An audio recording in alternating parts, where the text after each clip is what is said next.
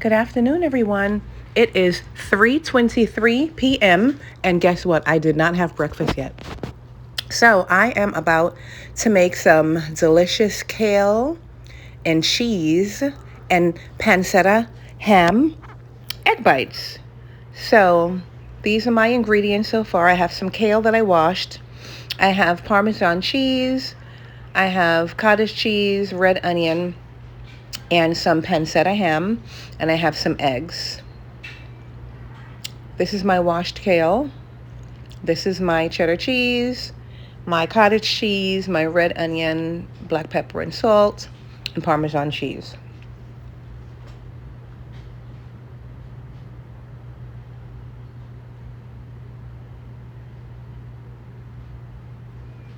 And this is 8 eggs.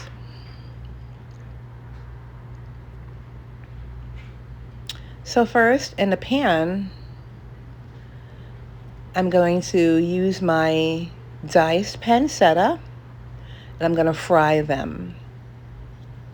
I'm not going to add any extra salt because I know pancetta is really, really salty. So here is my pancetta.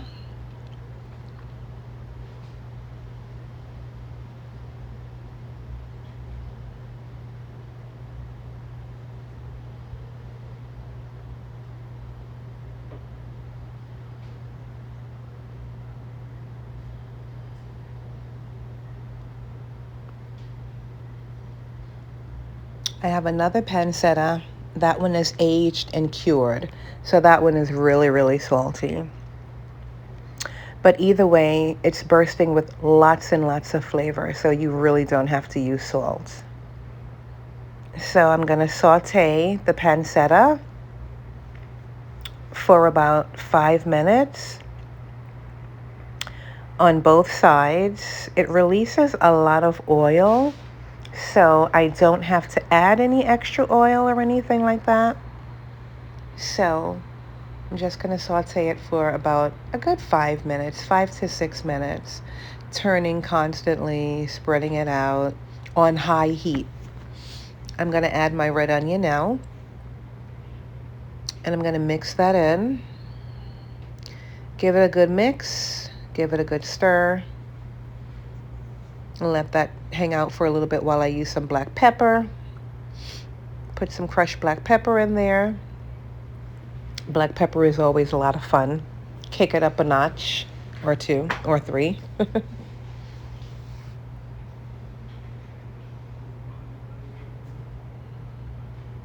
I'm going to do some more mixing again on high heat, stirring and turning constantly on high heat. The heat has got to be high because I'm going to throw in the kale in a little bit, and I want to make sure it's not a lot of moisture. So the hotter the pan, the better it is. Okay, so far that's the pancetta and the red onion on high heat. Now I'm going to add in my kale, freshly washed organic kale, and it comes chopped already, but I did give it an extra chop or 2 or 3 or 4 because I wanted it to be smaller pieces. So saute that and the delicious yummy juices of the pancetta and the flavorful red onion. So just saute it. You see how it wilts and withers down really fast? Yeah, that's exactly what you want. High heat. Okay, remember high heat. So that way it's going to eliminate all that water because like spinach and kale, turnip greens, things like that, they release a lot of water. So when it's on high, it works out better. So here it is cooling off. I'll let it cool for a good 7 minutes. And here's my cheeses. And what I did next, I added the mixture to the cupcake cups. And then I'm going to whisk my eggs now, but not over whisking. I don't like to over whisk my eggs because I like it fluffy. And here you see me adding my cottage cheese. The cottage cheese is going to make it nice and fluffy. And again, you just stir or just whisk it in very lightly because I don't want to break up the curds. So those are small curds in this cottage cheese. That's a small curd. It's not a large curd.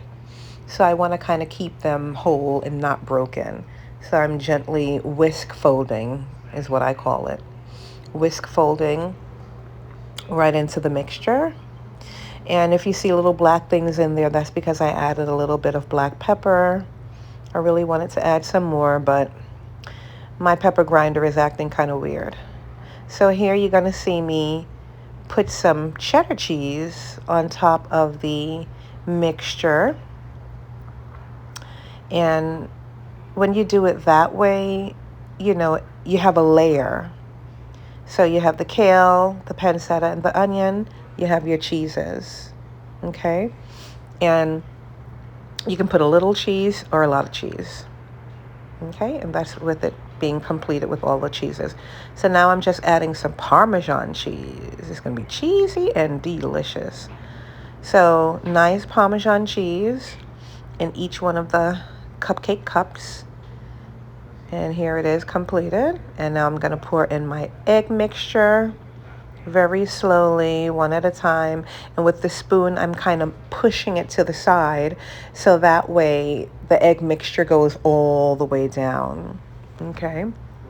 And that's what you really want to do.